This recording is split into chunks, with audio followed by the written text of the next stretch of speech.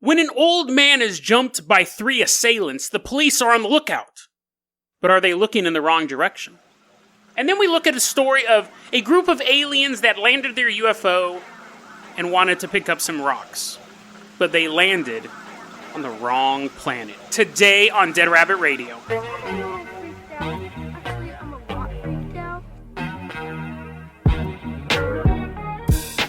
Hey everyone, welcome back to another episode of Dead Rabbit Radio. I'm your host, Jason Carpenter. I'm having a great day. I hope you guys are having a great day too. I really, really do. I hope you guys are safe. I hope you guys are safe more than anything. You know, it's really hard to do super contemporary stories. I originally just recorded like 15 minutes about what's going on. And I'll make it brief because I don't think it's super interesting. It's really boring the way I talked about it, but apparently there's a conspiracy theory going around that there was a complete blackout of Twitter coming out of DC. Massive cover-up going on. Could be a troll thing. It could be an AstroTurfed campaign. It could be real. Who knows? I went into a lot of detail about it. I'm going to leave the links in the show notes because honestly, I think that it's leaning more likely to a troll. It's definitely not worth talking about for 15 minutes, but you can check it out yourself.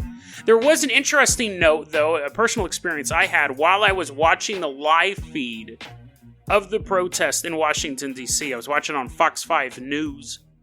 I was watching it. I was playing Minecraft servers backup. I'm sitting there mining redstone, afraid goblins are going to get me. And I start the live feed, and the woman's like, the newscaster goes, yeah, and I look at all this graffiti. Oh, I'm so sorry, there's like cursing on the wall. There's like a witch's curse on the wall, toil and trouble. And she's like, no, we're all cursed. She goes, I didn't see the cuss word on the wall. I apologize, but the protesters have already been to this area. And I'm continuing to watch the live feed, and I'm playing Minecraft. And at one point it does that it does like that emergency noise, and I look over and then it cuts back to the feed and I go, oh, it's probably just chaotic there. They're switching between things. And I'm doing my stuff. I built like this giant house with all these different rooms in it, and I keep listening to the live feed.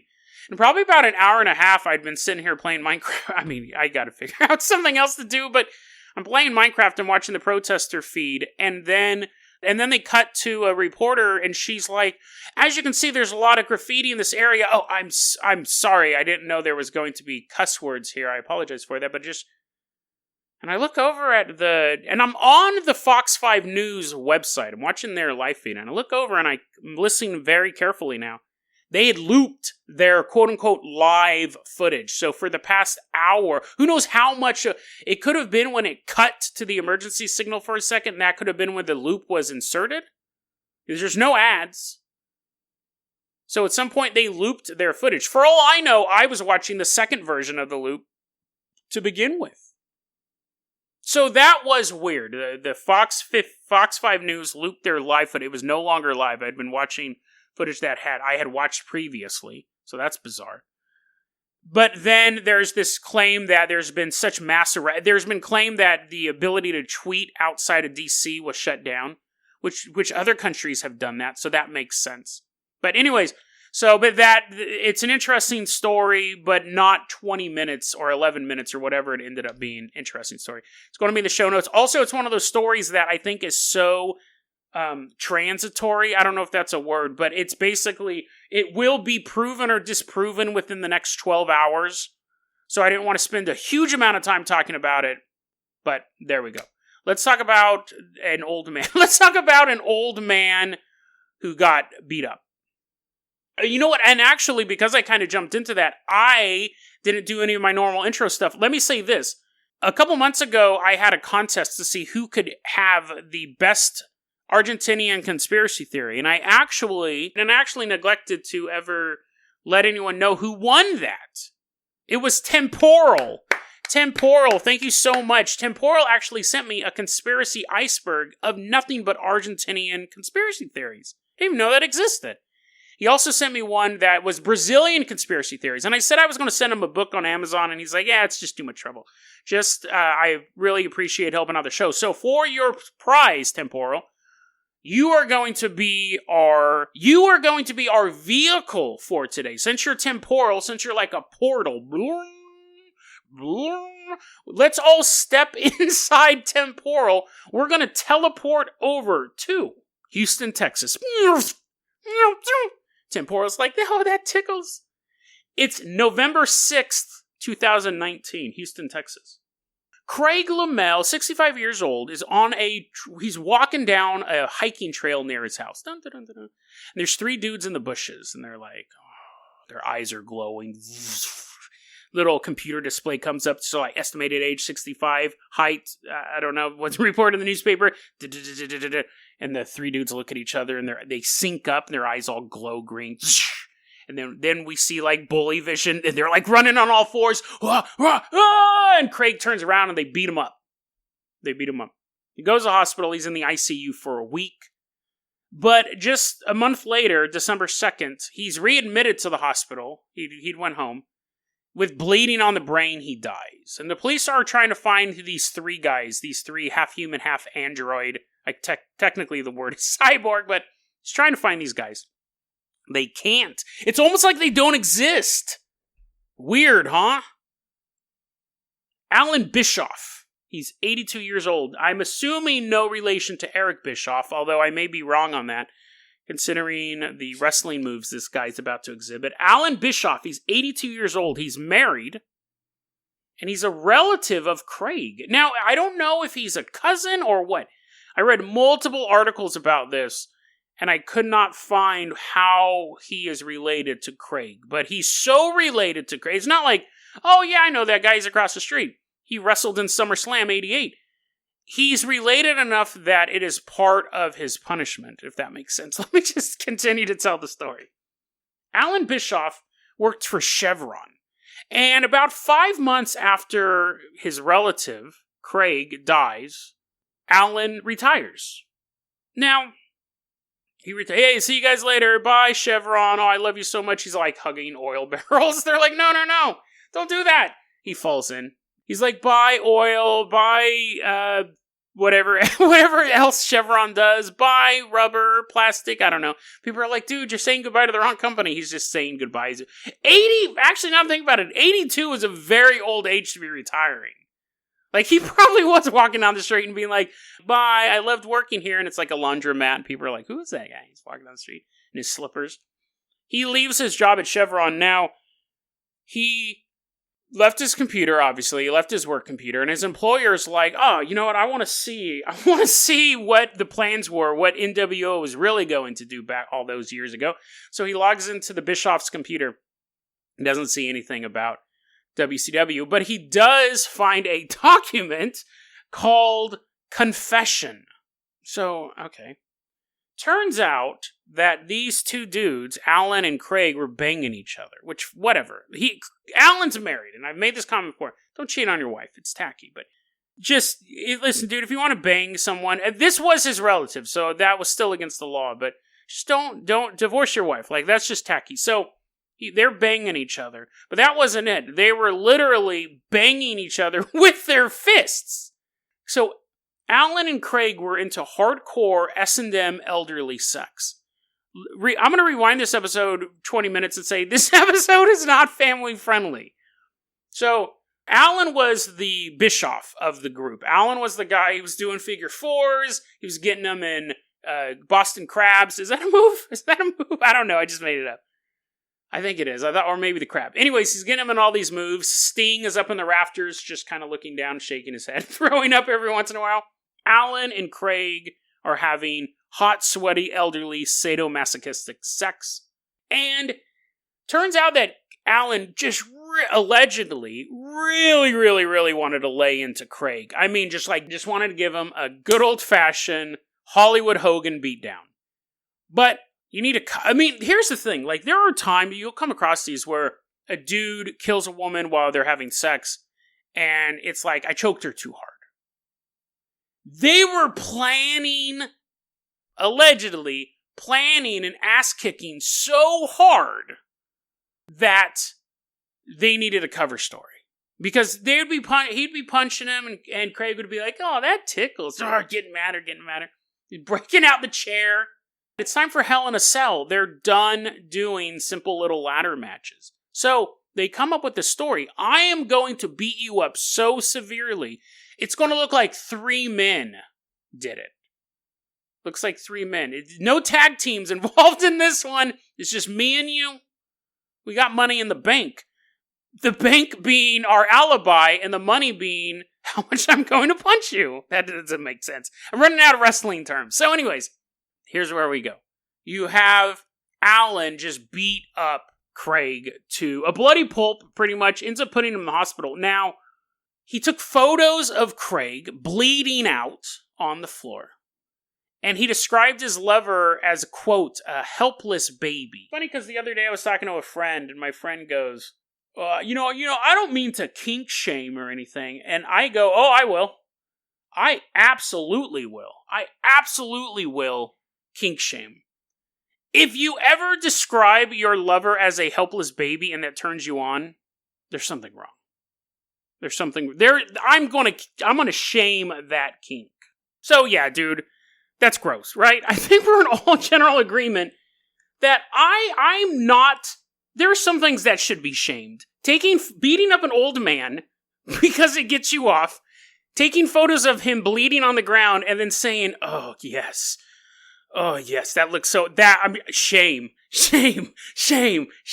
That's just gross, right? So I think we're all in general agreement. 0.001%. There's like right now 4 elderly people listening to this podcast. They're like, "No, but my shame is my greatest joy." It's still gross, bro. Anyways. He does state in his confession, and the confession that he typed out and left on his work computer, that while he was punching him hard, he didn't think he was punching him hard enough to kill somebody. But that doesn't matter, because you killed somebody, right? It doesn't matter. You can't go to the judge and be like, well, Your Honor, I was only punching him. If he was 90 years old, it was a kill him, but he's 65, so I figured it would just kind of mess him up a bit. It doesn't matter. People get prosecuted all the time. Like I was saying, the example where people choking other people, men generally choking women during sex, and they die. It doesn't matter. They're like, I've applied that much pressure to 100 women's neck, and they didn't die. Paralyzed from the waist down, sure, but didn't die, Your Honor. Doesn't matter. The fact that you're doing something kills him. Now, he was charged. I didn't know this was a charge. This is a very specific charge. He was charged with aggravated assault of a family member. So the fact that they're related actually makes the crime worse. I guess it probably falls into domestic violence at that point. It's also interesting that he's charged with aggravated assault of a family member, but he's dead now. He's dead. So generally, and this happens, if you commit an assault, you have, I think it's a year and a day. If that guy dies within a year and a day, you can get charged with murder. If it's after that, it's legally something else. So let's say I beat you into a coma. Comas might be a little bit different. This is street law. This is street law stuff. Let's say I beat you really, really badly, deflate a lung, stuff like that, and you live 9 months after the assault, and then you die, I can still get charged with murder. Because they can say the murder was caused by the injuries that I gave you. So this may change to a murder charge, but right now it's aggravated assault of a family member. So, and again, I read multiple articles. I couldn't figure out how these two were related. It's just gross all around. We have sadomasochism. We have incest. And when I say sadomasochism, let's say there's a difference between spanking your partner and beating them so badly it looks like 3 men did it. There's a huge, wide gulf there. We have sadomasochisms, when there's, again, not light spanking. Christian Grey would be, ugh, that's disgusting, old man. We have sadomasochism, we have incest, we have adultery, cheating on your loved ones, and then we have murder all wrapped into one. It's disgusting. So, Alan Bischoff hangs up the belt. He's being led out of the arena. The Undertaker picks him up, throws him out on top of a folding table, breaks. Cops rush in, cuff him. He's like, I'll get you next time. The WCW will be around forever. Are they still around? They folded into the WWE, right? Did you hear? Here's a little rumor for you. I told my little brother this the other day, and he was like, we both just basked in this knowledge. Here's a little Hollywood tidbit before we move on to our next story. You know Todd Phillips, the guy who directed the Joker movie, which was really good. I really enjoyed the Joker movie. The ending didn't work for me. The speech at Murphy's show, that speech was stupid, but everything else worked. Supposedly, Todd Phillips' next movie is the life of Hulk Hogan. And here's the thing. To me, Hulk Hogan represents the glitz and glamour of the 80s and the seedy dark side. Because growing up in the 80s, I was in Riverside. I was in Riverside County. We were near LA. We'd cut school and go to Disneyland. We were 20 minutes away from Disneyland. And so you had the glitz and glamour of the 80s. You had the Donald Trump 80s. I had the Donald Trump board game. You had Lifestyles of the Rich and Famous. In the same time, there were crack wars going on 20, 30 miles from where I lived. And so you had this and that wasn't just me, obviously, but you have this juxtaposition of these massive skyscrapers, glittering excess fueled by cocaine, and then these dark alley deals where people are getting shot. I think Hulk Hogan exemplifies that. You have this hero of America, and then when we look at professional wrestling as a whole, there's a lot of drug use, there's a lot of dark energy in that arena. And I think Todd Phillips could pull that off perfectly. That just movie news. Let's go ahead and move on to our next story. Temporal, come back over here. He doesn't want to. Come on, you got to hold him down. For you, hold him down, and each of us are going to jump into his portal-like body. We're doing the slider thing. And now we are appearing in Venezuela. Now, you guys may not want to enter any more contests, because it turns out the winner gets used as some sort of transportation device, and we hold him down so we can use him. But now Temporal shows up, and because Temporal's been such a good sport, we're going to toss him the keys to the Carpenter Copter as well. Now we're going to fly, because we've abused him a lot this episode. Temporal's flying around the Carpenter Copter. Whee! We're flying around Venezuela. We're specifically headed to Caracas. Now this was a recommendation from Bennett. Bigfoot Bennett. He's recommended a ton of stories to us over the 2 years, and he sent me a whole batch of them recently, so I really appreciate that, Bennett. This is one that actually had been on my radar before I got his email, but this was the little push I needed to do the story. Now, I didn't wait on this story because it's not good, because this story is pretty dope. We're in Caracas. Bring that Carpenter Copter nice and low. It's November 29th, 1954. It's about between 2 and 2:30 in the morning, and there's two dudes driving to work. We have Gustavo González and José Ponce. Isn't Ponce like a slang term for a gay dude in Britain?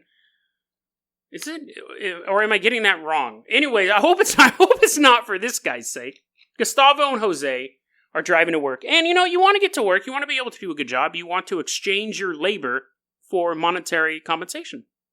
But instead, that's not going to happen this night, because they're driving down the road, it's super dark, and then all of a sudden,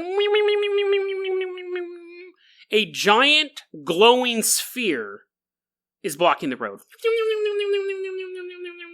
And they stop the car. Gustavo jumps out of the car, and he's like, yo, I gotta get to work. I've already been late 3 times this week. My boss is gonna fire me. This is why I always say don't be late to work, guys. Don't be late to work, because eventually there's going to be a time where a giant UFO is going to be blocking you, and that's really the last time. Like, if you are late one more time this month, you're fired. That's the day the orb blocks you. But Gustavo jumps out, and he sees a little hairy dude walking in front of the orb. Little hairy dude. He's about 3 feet tall, covered in hair, head to toe. Big feet, but tiny. He's a tiny little dude, 3 feet tall. In UFOlogy, sometimes these are referred... This is a kind of medium obscure story. It's not super obscure, but not really well known either. They're referred to as Littlefoot. This guy's referred to as Littlefoot, but he has normal big feet. He has bigger feet than is needed on a 3-foot body. So some people think these may be like a baby Bigfoot. It's hard to tell. But whatever. We don't know. We're not going to call them Littlefoots, because I think that name's kind of lame. We're just calling them these little hairy dudes, right? Are walking around. Now, Gustavo sees this little monster man, right? He's wearing a loincloth. Not Gustavo. That was bad grammar. The little hairy man is wearing a loincloth and has sizably big hands with claws on them. Shlink, shlink. Big feet, 3 feet tall, walking around, loincloth. UFOs blocking the road. Now, Gustavo does something that I can't recall happening in other UFO stories. At least not this early in UFO stories. He grabs him. There's no attempt to communicate with them. He's not like, what are you here for, great furry one? Or, oh my god, get away. No, he just walks up and grabs a 3-foot tall guy in a loincloth. Which might make you popular at like a furry fan club. But in real life, just don't walk up and start grabbing people. Especially if they're standing in front of an alien craft. He walks up, he grabs this creature by the arm. Then... this is his thought process. This is Gustavo's thought process. I'm going to take this guy to the police station. Right? So, he must really, really want to get to work this day. So he sees this tiny little guy, he's 3 feet tall, he's blocking the road. Gustavo goes, I'm gonna take him to the police station. But to do that, several steps have to happen. The police station isn't on the side of the street. He has to grab the guy, carry him, put him in his own car, then drive the car to said police station and turn him in. So there's a lot of steps involved in this. Step 1, I'm gonna grab this thing that I don't even know what dimension it's from. He grabs it by the arm. He starts to pull it. Right? He starts to pull this little guy. A little bit of leverage, because you're talking about a dude who's, probably 5'10" versus someone who's 3 feet tall. He grabs him, and he says he felt light. He goes, if I had to estimate, just by pulling him, he felt like he only weighed 110 pounds, which is fairly light for a human being. For 3 feet, that might be a little heavy, but, I mean, I've known, that's pretty average. That's like on the under average of a female. I think the average weight of a female is like 135. And so we would be looking at, 110 is fair. Being an underweight young woman. That's how I weigh stuff. What? That car must weigh as much as 100 women. So anyways, he grabs it, he realizes it feels kind of light, but what happens is once the little dude, I'm doing my best not to call it Littlefoot, once Harry realizes that Gustavo's dragging him, he kind of braces himself for a second, and then simply flings his arm. Like, those movies where, Terminator's walking around and people are like, get out of here. They're hitting him with pool sticks, and then Terminator, what do I say those movies? There's only one movie this happened in, Terminator 2. They're hitting him with pool sticks, and he just kind of moves his arm slightly, and the guy flies across the room. Or like when Worf is, fighting some aliens. That's what happened in real life, here. You don't need to be on the next generation. This was this generation. In 1954, the alien simply moves his arm, swats Gustavo away. He flies 15 feet back. Whoa! God! Oh, and he starts to get up. He's getting back to his feet. And then when he's back to his feet, did you like that sound effect? I actually had to fly back to do that sound effect. As he's getting to his feet, 2 of this dude's homies hop out of the UFO. One of them is carrying what looks like a flashlight. Now, you don't have to be a UFOologist to realize that if an alien is holding something that resembles a flashlight, it's probably not a flashlight. It's probably some sort of weapon or something that if it simply shines a light on you and makes your pupils dilate, you're lucky. That's kind of what happens. This dude's pupils dilate into nothingness because he's shot with this beam. And Gustavo is now blind. But he's not, completely blind. He's just legally blind. So he can still see kind of blurs. The aliens need to work on their blinding tech. The aliens are kind of moving towards him. He sees these figures moving towards him. Now, to be fair, remember, Gustavo started this. In a real-world situation. You're driving on the road. There's a car broke down in the middle of the road. It's not a glowing orb. Maybe it's a Subaru. But it's just like a Saab. And you get out, and there's some short guy trying to work on his car, and you grab him by the arm. That's it. You're going to the police. That's how this encounter happened. And then the aliens, I'm not pro-alien. Anyone who's listened to this show for a long time knows I'm not pro-aliens. But Gustavo started this. The aliens jump out, his homeboys jump out, they blast Gustavo in the face with a blinding ray that blinds him, legally blinds him, but he can still see blurriness. The 3 aliens are now advancing on Gustavo. Gustavo pulls out a knife. And he's looking at him. He's looking at these 3 blurry things. He's looking at him. And he stabs the closest alien. And the blade connects with the alien's shoulder and just slides up the body. Not slides up like it's cutting him open. It's like if you took a knife and hit a refrigerator with it, and it will just go up. He said it was like rhino skin. He says the blade, he was hitting it with all of his force. He had Alan Bischoff come and help him put a little weight into it. The spirit of Alan Bischoff helped him with that maneuver, but he put in as much force as he could, and he said it connected with him, but then it just slid up. It did no damage to the alien. He said it was like rhino skin, which makes me wonder, does this guy walk around stabbing rhinos all day long? And he's like, dang it! And so when he stabs something that's not a rhino, he goes, now this is a familiar feeling. But apparently he does know what it's like to stab a rhino, because that's what it feels like. At this point in the encounter, remember, José is here the whole time. He didn't run away to get help. He wasn't helping at all. He was in the truck watching this whole exchange. Watch Gustavo get out, start manhandling an alien, get thrown back 15 feet, shot with a space beam, pull a knife out, start trying to stab an alien. Now, Jose's finally like, oh wait, I'm that guy's friend, and I'm the only human around for hundreds of miles. I should get out and help too. He gets out.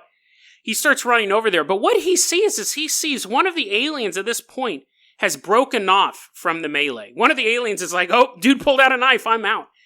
The alien runs up a hill and starts grabbing rocks, starts picking rocks and handfuls of dirt. What I think at this point is aliens probably landed here to do some sort of they're probably the nerdiest of all aliens. They don't get sent to mutilate cows. They don't get sent to abduct humans. Hey, nerdos, you go pick up the minerals. Oh, can we please use the anal ray today? Ha ha ha, you get the blind ray. Don't tell them it doesn't even work. I'm not gonna. Hopefully they'll get jacked by a bunch of dudes in Venezuela. They're the dirt crew, and they land their ship, and this whole melee breaks out. This alien, like, while everything is just going into the pooper, this alien's like, oh no, I gotta finish my mission. He's picking up rocks, he's picking up dirt. Jose starts running over to him. The alien looks at Jose, that his hands full of dirt and rocks. Jose looks at the alien turns and jumps 6 feet into the ship. Like, he just jumps off the hillside and just disappears into the orb. At that point, another dude hops out of the orb. Now he's holding a tube. Spoiler alert, it's not just a tube. He's holding the tube, and he points it at Gustavo and Jose. And then they start vibrating. And both Gustavo and Jose are frozen in place. You know the guy with the tube was in there the whole time watching this thing on a monitor. And he's like, I swear to God, if I gotta get the tube out again for these losers, I'm getting a new assignment. Every time we land on Earth, one of them ends up getting stabbed. Okay, great. They're chasing the dirt guy. Dang it! And he grabs the tube off of the rack. But anyway, so they use the tube, the vibrating tube. The ship disappears. Jose and Gustavo go to the police. Now, what's interesting, I mean, the whole story's interesting. But they go to the cops. And so they come to the police station, and we have, like, the statement that the cops said when they came into the station that they were, quote, neither drunk nor insane, unquote. Which is great that the cops are that good. They can diagnose someone on the spot. They're like, that man is not insane. That man does not suffer from manic depressive disorder. But the police listen to their story. They really don't believe it. But they begin investigating, and what they find out is all over the region. Because the story gets out. It becomes a big news story in the area. All over that region, people start coming forward and said, oh no, I totally believe him, because that night, I saw a bright light flying through the sky. And someone else was like, oh, no, yeah, I saw that too, I saw a bright... Now, we've seen stories before that, like the Great Moon Hoax, where people said they saw people on the moon, and other people are like, oh yeah, I saw them too, boss, I saw the little people on the moon. So that happens, but we had a lot of people come out and say, yeah, I saw a light. Some people were saying that they were hearing screeching noises coming from certain parts of the land. Other people were saying they heard an explosion late at night. So who knows? It could be an element of people it could have been that they were actually witnesses to this phenomenon. It's also likely a little bit of mass hysteria, or that they're just making it up. They want to be part of it. But the two people who swore up and down they were never making it up was Gustavo and Jose. And they pretty much stuck to their story that on that day in 1954, they just want to get to work. A bunch of aliens showed up, and they just had to start grabbing them and stabbing them. The grab and stab, Earth's greatest defense. Although you do have to wonder if it really was their last day they could be late for work. And the boss was like, you better have one hell of an excuse for being late today. And they're like, yeah. Our excuse this time is out of this world. And Gustavo's like nudging Jose in the ribs. And Jose's like, oh, dang it. Stop it. So who knows? It's one of those stories that it definitely has more than one witness. It has two witnesses. I think it's an interesting story. Bennett, thank you so much for sending it to us. If more Close Encounters of the Third Kind went like this, not only would this show be 100 times more exciting, but aliens would just stop coming to Earth. If every time an alien landed on Earth, someone pulled out a knife and tried stabbing them, yeah, they wouldn't be coming here anymore. So the moral of the story is, don't mess with Earth. Because yes, the knife didn't do anything, and these two humans technically got beat up by these aliens. However, it showed that get rocks on Mercury, bro. Get your rocks on Mars. Earth rocks are for Earthlings. If you're going to take a little bit of our planet, someday we're going to build a fleet. We're going to go to your planet, and we're going to take those rocks back. Remember the rocks. Remember the rocks. Remember the rocks. Right now in some space museum, those little Earth rocks are vibrating with this raw human energy and how angry we are that we're not tumbling those rocks, that we're not polishing those bad boys. Instead, they're locked up in some alien prison. We got to rescue those rocks. Remember the rocks. Remember the rocks. Make that the slogan you take with you for the rest of the next 30 minutes that you remember this joke. Never let an alien take what is rightfully ours, which the rocks that we would have ignored if they weren't in the story. They should be sitting on some dusty road in Caracas. But it doesn't matter. Now those rocks are special. Remember the rocks. Remember the rocks. Please just remember the rocks. DeadRabbitRadio@gmail.com is going to be our email address. You can also hit us up at Facebook.com/DeadRabbitRadio. Twitter is @DeadRabbitRadio.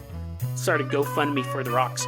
Dead Rabbit Radio is your daily paranormal... Dead Rabbit Radio is the daily paranormal conspiracy and true crime podcast. You don't have to listen to it every day, but I'm glad you listened to it today. Have a great one, guys.